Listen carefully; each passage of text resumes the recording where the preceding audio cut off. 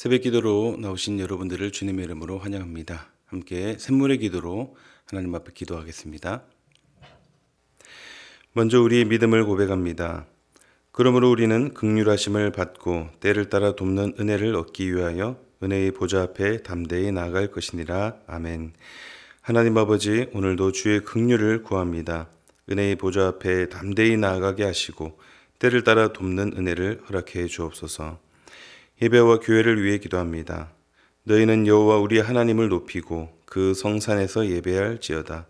여호와 우리 하나님은 거룩하심이로다. 아멘.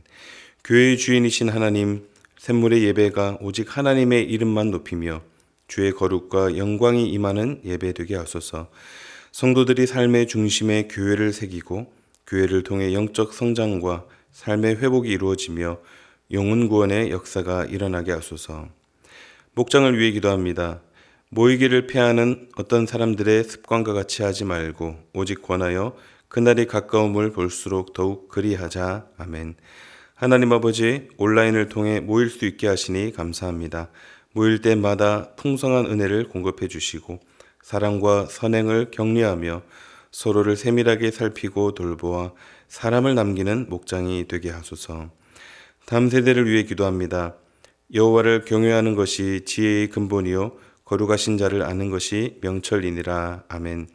우리 샘물의 자녀들이 무엇보다 하나님을 경외하는 자녀들이 되게 하시고 세상을 이끌어갈 지혜와 명철을 주옵소서. 교회를 사랑하며 교회 공동체 중심에 견실한 신앙을 갖게 하시고 교회가 아름답게 세워지도록 우리 자녀들을 들어 써 주옵소서. 나라와 선교를 위해 기도합니다. 나라는 여호와의 것이요 여호와는 모든 나라의 주제심이로다. 아멘. 하나님 아버지, 이 나라를 주의 손으로 붙들어 주시고 하나님의 공의와 정의가 강물같이 흐르게 하소서. 하나님의 나라가 여기 임하셔서 이 백성 주의 것 되게 하소서. 속히 코로나로부터 벗어나게 하시고 선교사님들의 건강과 사역을 지키시고 열매 맺게 하소서. 샘물 섬김 사역을 위해 기도합니다. 내 구제함을 은밀하게 하라. 은밀한 중에 보시는 너희 아버지께서 갚으시리라. 아멘. 고아와 과부를 돌보시는 하나님, 자립준비 청년과 장애인, 노숙인과 일용 근로자들을 기억하여 주시고 지극히 작은 자에게 한 것이 우리 주님께 한 일임을 기억하게 하옵소서.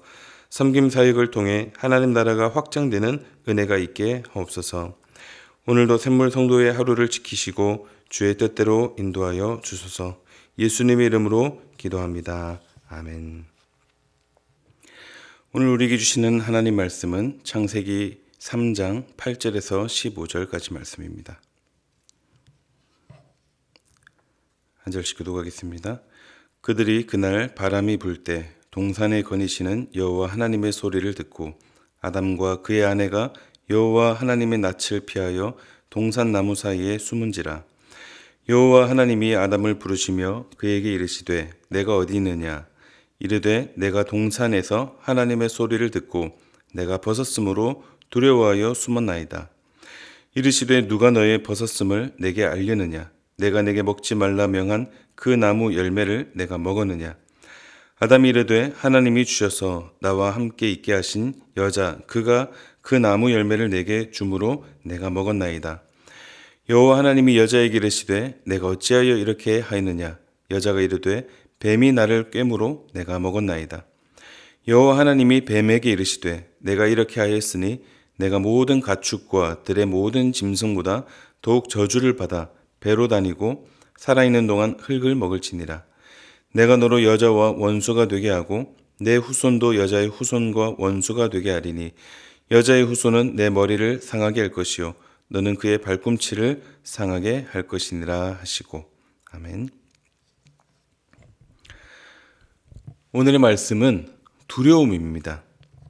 아담과 하와가 뱀의 유혹으로 결국 선악과를 먹게 되었고 온 인류에 죄가 들어오게 됩니다. 죄를 지은 이들이 가장 먼저 보인 모습이 무엇입니까? 두려워하고 있습니다. 본문에서 이들이 그렇게 두려워하는 모습을 보면은 참으로 안타깝습니다. 선악과를 먹은 것, 그것도 물론 안타깝고 있어서는 안 될 일이었지만 그들이 먹고 난 후 그들의 모습이 참 안타깝습니다. 그들이 가졌던 모든 권세와 영광, 그들이 누렸던 모든 자유, 당당함, 모든 것들이 한순간에 없어지고 두려워하며 하나님의 낯을 피해 동산나무에 숨어 있는 그 모습이 보여서 그렇습니다. 오늘 본문은 에덴 동산에 다니시는 여호와 하나님의 소리로 시작됩니다. 8절 말씀 보겠습니다. 그들이 그날 바람이 불 때 동산에 거니시는 여호와 하나님의 소리를 듣고 아담과 그의 아내가 여호와 하나님의 낯을 피하여 동산나무 사이에 숨은지라. 여기서 하나님의 소리는 무엇을 뜻할까요? 하나님의 임재를 상징합니다. 지금 하나님은 아담과 하와를 찾아오셔서 겁주려고 또는 혼내려고 특별히 어떤 소리를 내신 것이 아니라 평소에도 하나님은 그 에덴 동산을 거니셨고 그들과 함께 하셨습니다. 그런데 아담과 하와가 그 소리에 대한 반응이 평소와 완전히 다릅니다. 이제 아이가 집에 있다가 아빠를 이제 기다리는데 아빠가 오는 인기척이라도 들리면 놀다가도 벌떡 일어나서 반갑게 맞이하지 않습니까? 그런데 이들이 그 하나님을 피해서 숨습니다. 지은 죄가 있었기 때문입니다. 날마다 듣던 하나님의 소리인데 두려워하고 숨고 떨고 있습니다. 하나님의 소리는 평소와 다름없이 늘 한결같은데 그들이 받아들이는 그 입장은 완전히 달라졌습니다. 가장 사랑스럽고 가장 듣기 좋고 기쁨을 주는 소리가 가장 무섭고 두려운 소리로 변하게 된 것입니다. 죄인에게는 하나님의 소리가 가장 무서운 소리입니다. 그렇게 좋아했던 대상이 두려움의 대상으로 바뀝니다. 그렇게 반갑게 들리던 하나님의 소리가 두렵고 무섭게 들리게 되는 것입니다. 저는 어렸을 때 저희 부모님이 조금 엄한 편이셨는데 누구나 다 그렇겠지만 제가 뭔가 잘못했을 때 혼날까 봐 참 두려워했던 기억이 납니다. 어느 날 친구들과 놀다가 집에 들어갈 시간을 훌쩍 넘기게 되는데 주변이 어둑어둑해지고 점점 시간이 지나면서 제 마음도 이제 어두워지는 거예요.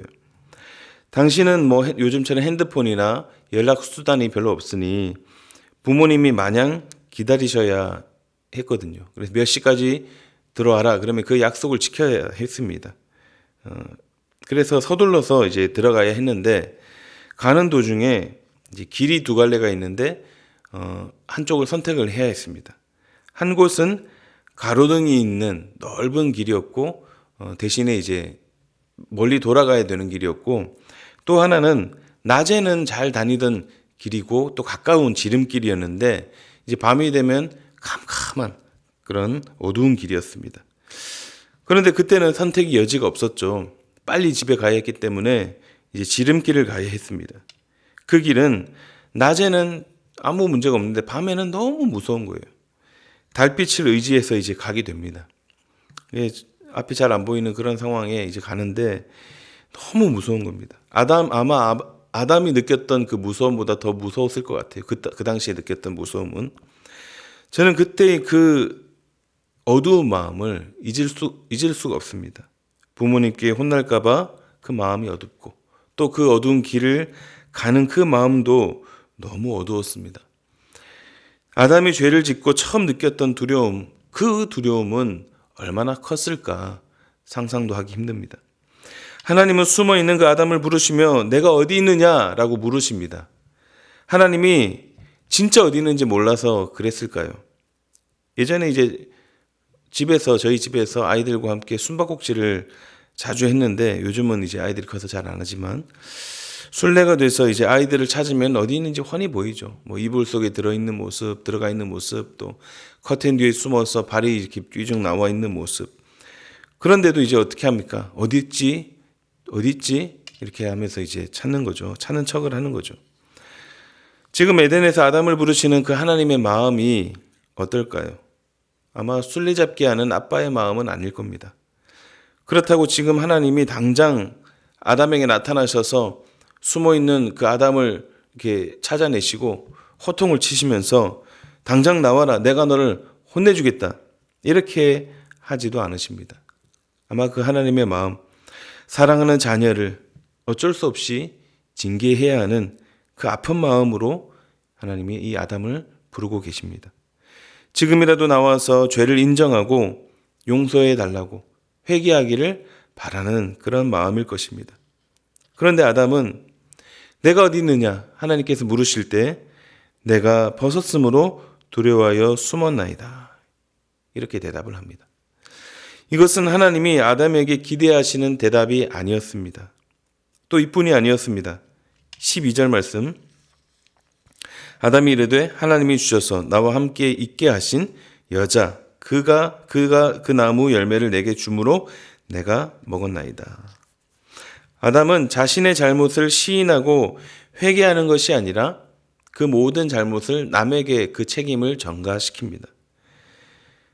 남도 아니죠. 자신 외에 유일한 사람이며 또 배필인 그런 아내 하와에게 모든 책임을 전가합니다. 그리고 심지어 하나님께도 그 책임을 돌리게 됩니다. 하나님이 주신 이 여자 때문에 제가 이렇게 됐다 이렇게 이야기를 하는 거죠. 죄인의 특징은 무엇입니까? 그 잘못을 인정하고 회개하는 것이 아니라 책임을 돌립니다.